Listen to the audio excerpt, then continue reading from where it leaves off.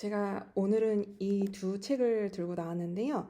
둘 다 아직 다 읽은 건 아니고 읽고 있는 중인데 되게 서로 상반되게 흥미로운 지점. 언제나 제가 늘 생각하고 있었던 것에 대해서 둘 다 얘기를 하고 있기 때문에 같이 얘기를 해보려고 합니다. 일단 처음 언급할 책은 과가람 작가의 공부의 위로인데요. 제목에서 보는 것처럼 과가람 작가는 굉장히 공부를 잘했던 사람이에요. 그래서 저랑 완전히 다른 지점에 있다고 해야 할까요?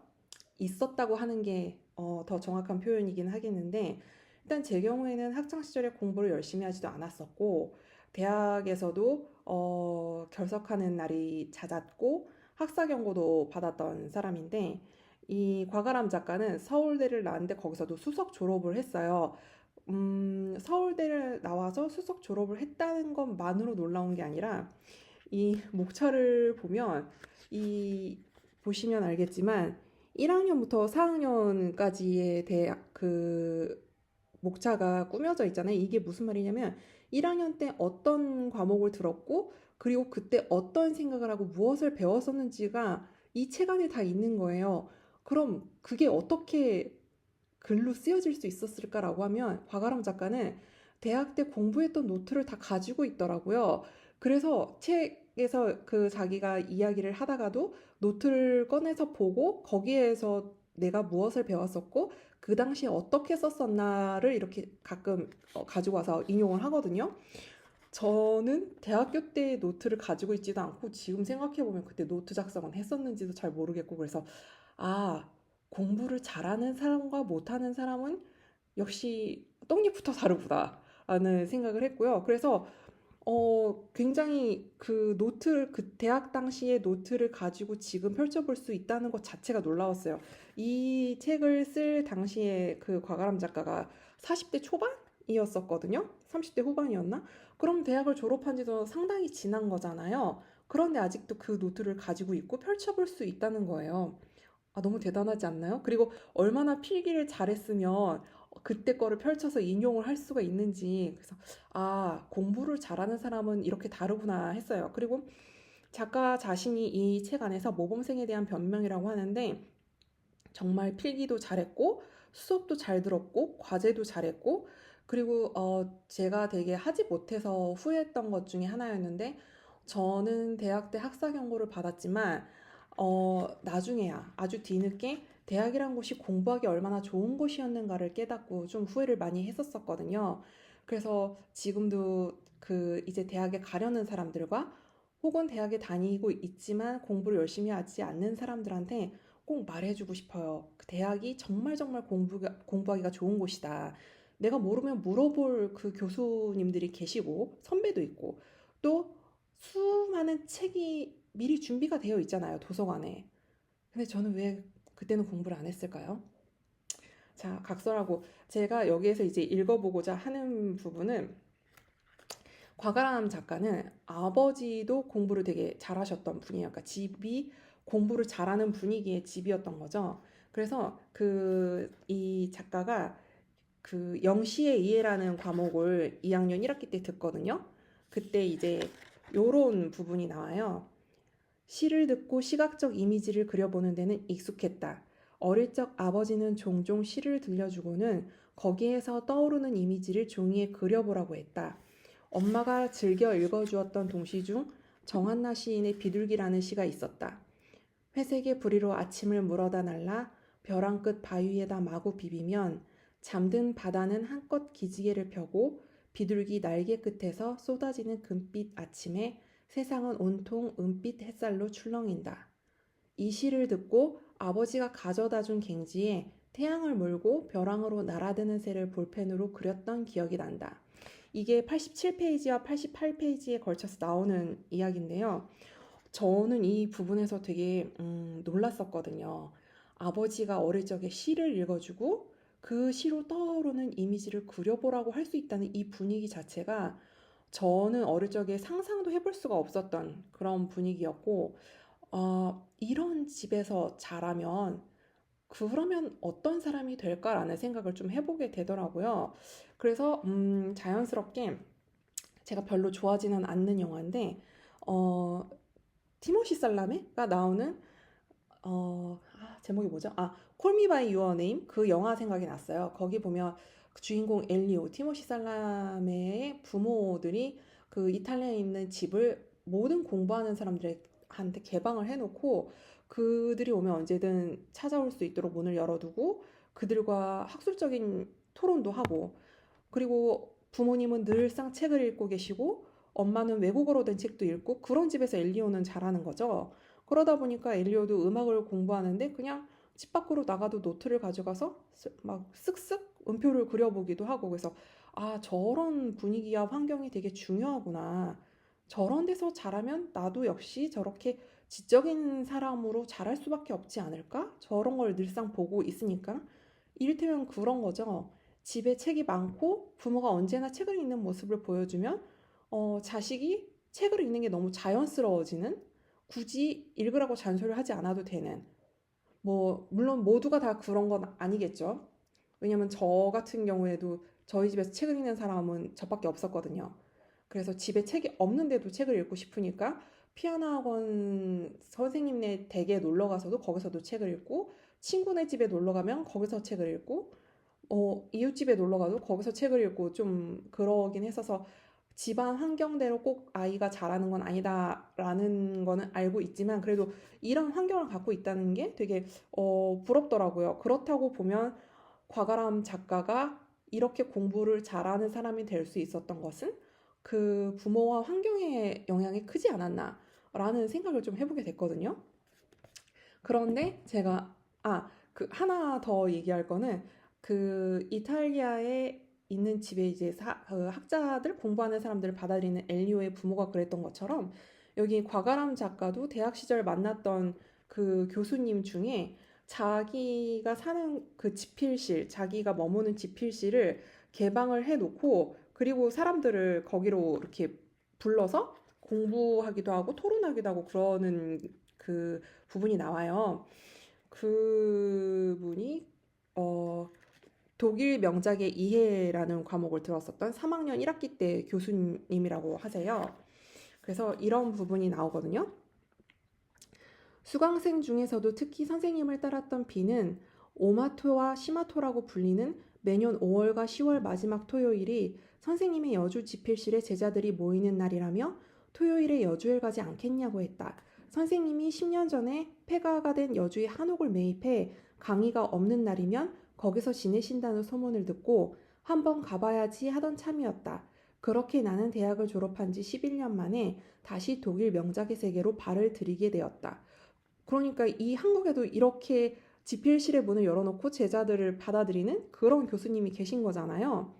그 주 토요일 차를 몰고 여주를 향했다.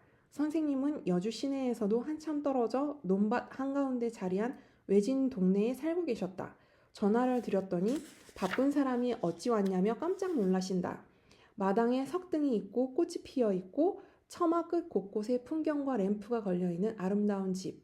선생님의 침실인 다락, 자그마한 거실 겸 서재, 손님방, 학생들 MT용으로 지어 붙인 방, 실형을 얹은 주방, 상추와 미나리가 자라는 텃밭. 쓰시던 책상과 작고 한 어머님이 물려주신 재봉틀을 제외하곤 모든 가구는 주워온 곳이라고 했다. 나는 그날 가장 먼저 온 손님이었다. 학생들은 자유롭게 와서 글을 쓰고 책을 읽고 밥을 해 먹으며 머물다 간다고 했다.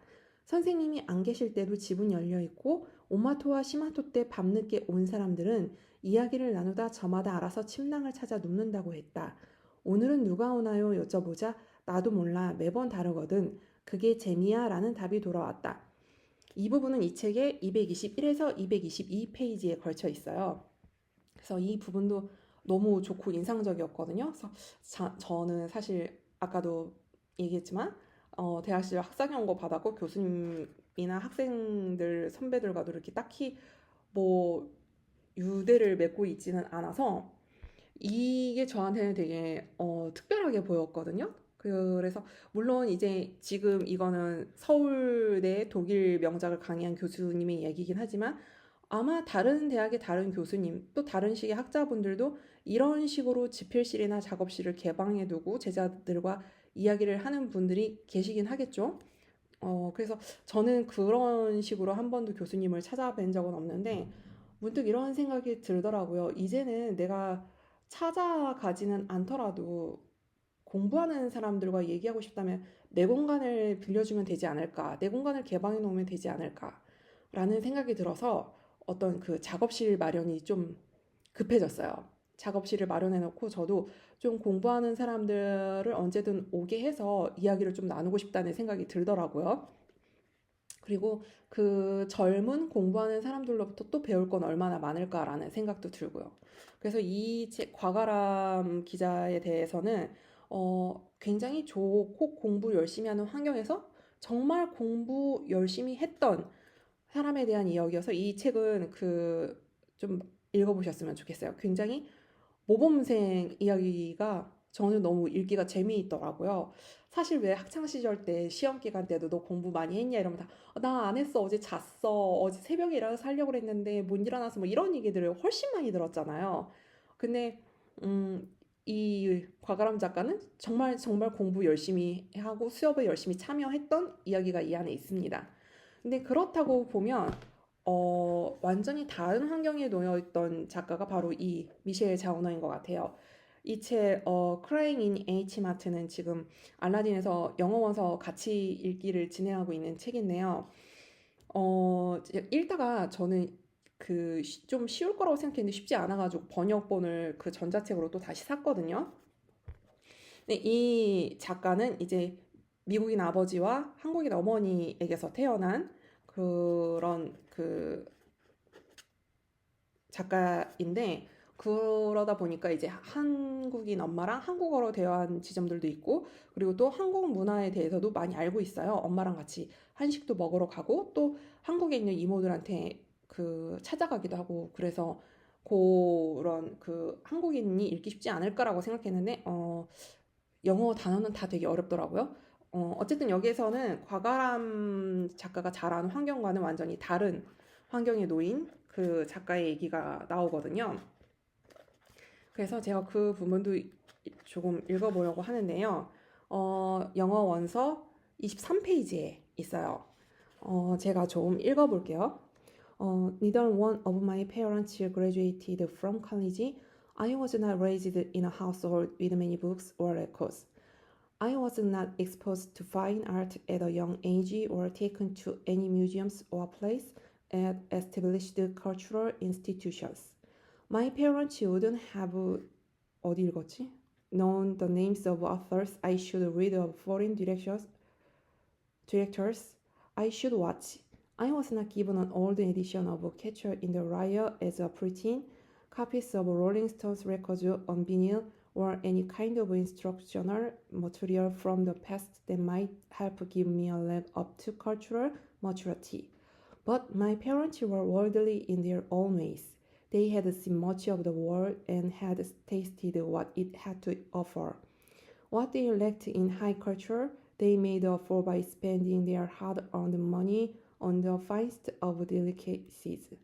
My childhood was rich with flavor, blood sausage, fishy intestines, caviar. They loved good food, to make it, to seek it, to share it, and I was an honorary guest at their table. 이 부분에 대해서 번역본으로 좀 읽어볼게요. 부모님은 모두 대학을 나오지 않았다. 내가 자란 집은 책이나 레코드로 가득 찬 집이 아니었다. 어려서부터 예술작품을 구경하거나 박물관에 가거나 그럴듯한 문화시설에서 연극을 관람하는 호사를 누리지도 못했다. 우리 부모님은 아마 내가 읽어야 하는 작품의 작가나 내가 봐야 하는 외국 영화 감독의 이름 하나 몰랐을 것이다. 중학생이 된 내게 호밀밭의 파수꾼 구판본도 건네주지 않았고 롤링스톤스 레코드판이든 뭐든 내가 문화적으로 성숙하는 데 도움이 될 만한 어떤 학습 모델도 소개해주지 않았다. 하지만 부모님은 두 분만의 방식대로 쌓인 세상 경험이 풍부했다. 두 분은 세상을 실컷 구경했고 세상이 제공하는 것들을 원없이 맛보았다. 비록 고급 문화에는 문외한이었지만 그 결핍을 자신들이 어렵게 번 돈으로 세상 최고의 산의 진미를 맛보는 것으로 만회했다. 나는 순대며 생선내장이며 캐비아 같은 음식을 마음껏 맛보면서 풍족한 유년기를 보냈다. 부모님은 맛있는 음식을 사랑했고 그걸 만들고 찾아다니고 함께 즐겼으며 나는 그들의 식탁에 초대받은 특별 손님이었다. 그래서 미셸 자원은 어릴 때부터 부모님하고 다양한 음식을 맛있게 먹는데 지금 이렇게 부모님에 대해서 얘기를 할 때 두 분 다 대학을 나오지 않았고 문화적으로 자기는 좋은 환경에 놓여 있지 않았음을 얘기를 하잖아요. 그래서 과가람 작가랑은 되게 상반되는 환경에 놓여 있었구나라는 생각을 했거든요. 그런데 인상적인 건 그렇다고 해서 미셸 자오너가 자기가 놓였던 환경에 대해서 뭐 억울해하거나 부모님을 원망하거나 하지 않는데요. 저 같은 경우에도 제가 이제 미술관에 그림을 보러 가면 되게 그 자신의 자녀들을 데리고 온 제 또래 부모들을 많이 볼 수 있거든요. 근데 저는 미술관에 갔다가 집에 가서 미술관 다녀왔어 라고 말을 했을 때 엄마가 그런 거는 돈 주고 가는 거니? 라고 말씀을 하셨었어요. 그러니까 저희 엄마도 문화적 소양이 거의 없으신 분이고, 어, 저도 그런 환경에 놓여 있었던 사람이었고, 집에 책도 별로 없었고, 근데 지금 엄청난 책에 둘러싸이게 된 건 다 제가 산 거고요. 어, 그렇다고 보면 사실 이런 환경에 놓였다면, 그러니까 과가람 작가 같은 환경에 놓였다면 공부하기 더 유리한 환경이 아니었을까 생각하기는 하지만, 그리고 그 콜미 바이 유어 네임에서의 엘리오의 환경이었다면 자연스럽게 내가 공부하는 사람이 될 수 있지 않았을까라는 생각을 하기는 하지만, 물론 그게 더 유리한 건 사실이겠죠. 그렇지만 이 미셸 자우너가 지금 어떤 사람이 되었느냐? 세계적인 베스트셀러를 써낸 작가가 되었잖아요. 엄마가 어릴 적에 호밀밭의 파수꾼을 책을 건넨 적도 없지만 결국 이 베스트셀러를 쓰는 작가가 되었고, 그렇다고 보면 사실 환경의 영향이 그렇게 절대적인 건 아니겠구나라는 생각도 들고요.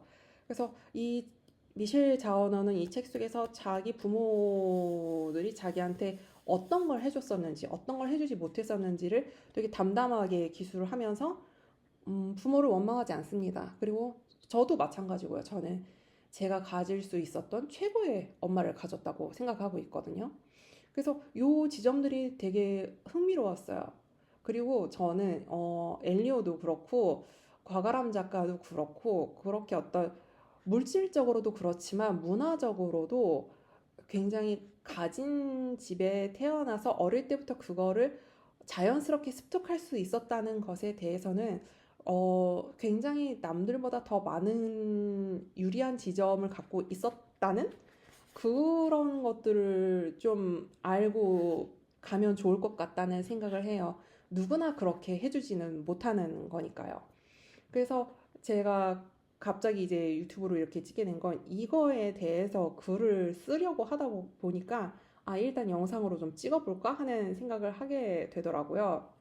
그래서 아직 다 완독하지 못했고 이 H마트에서 울다 이 책은 정말 조금밖에 못 읽었거든요. 몇 페이지지? 74페이지까지 읽었고, 이 과가람 작가의 책은 이제 요만큼 남겨놓고 있기는 한데 과가람 작가의 책도 참 좋습니다. 저는 이런 얘기도 좋은 것 같아요. 그러니까 나 공부 열심히 안 했어, 난 최선을 다하지 않았지 라는 얘기보다 나 되게 열심히 했어, 그 흔적이 지금도 그대로 남아있지 를 말해주는 거를 보는 게 전 너무 즐겁더라고요. 그래서 지금이라도 공부하는 흔적을 남겨두어야 하는 게 아닐까라는 생각도 좀 들고, 그리고 이런 책을 읽고 이런 이야기를 듣는 게 공부하는 사람에게는 더 좋지 않을까라는 생각도 들고요. 그래서 미셸 자우너의 책도 그렇지만 과가람 작가의 이 공부의 위로도 좀 읽어봤으면 좋겠어요. 학생들이 읽어도 좋을 것 같고, 저는 지금 읽으니까 되게 많이 후회가 되더라고요. 내 대학 생활을 그 비싼 등록금을 내면서 왜 그렇게 낭비를 했나. 다시 돌이킬 수만 있다면 열심히 공부할 텐데 라는 생각을 하지만 어차피 그때로 돌려놓으면 또 똑같이 학교 수업은 안 듣고 술이나 마시고 만화방이나 가고 학사 경고나 받고 그랬겠죠. 그래서 공부는 다 어릴 때 해야 된다. 어릴 때가 바로 공부할 바로 그때이다라고 하는데 그걸 제가 너무 늦게 알았습니다. 아무튼 이 영상을 보시는 젊고 어린 분들이 계시다면 공부하세요. 자, 오늘은 여기까지 하겠습니다.